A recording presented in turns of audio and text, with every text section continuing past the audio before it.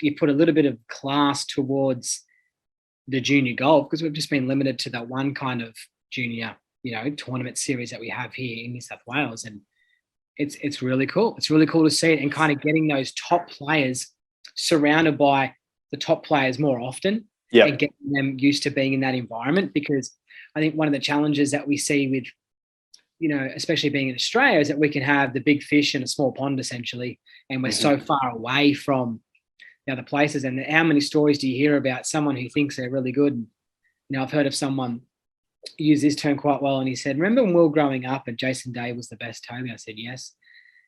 And he goes, "When I went to America to start playing college golf, there was 100 Jason Days there." And we only had to try and dodge one of them, here in Australia, and going over there. So you're kind of creating an environment where these guys can thrive and push themselves in a position now, because they're playing against each other more often, right?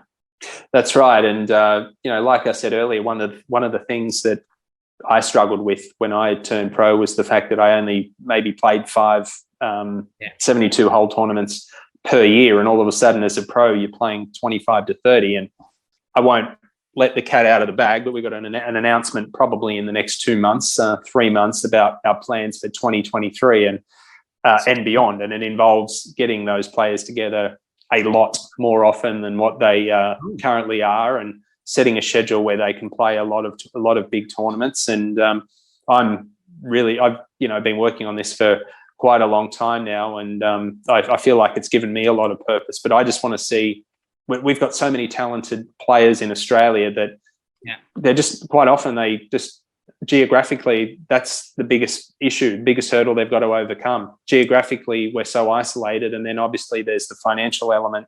To go to the other side of the world, I want to be able to try and bridge those gaps and create the opportunities where that's not as much of a hurdle as what it has been in the past. And one of those hurdles for a player trying to leave Australia for the limited opportunities they might get overseas is that you're kind of putting a timeline on how quickly they got to perform, and that adds a lot of pressure, right? Like I'm only here for X time because my money's going to run out, and if I don't perform within the next time, then I'm gone, and that brings its challenges, right? And we know that when we take the time away, or we can help manage our expectations, but at least you're creating an environment where they can go there and be under that same environment and feel comfortable in it. Yeah,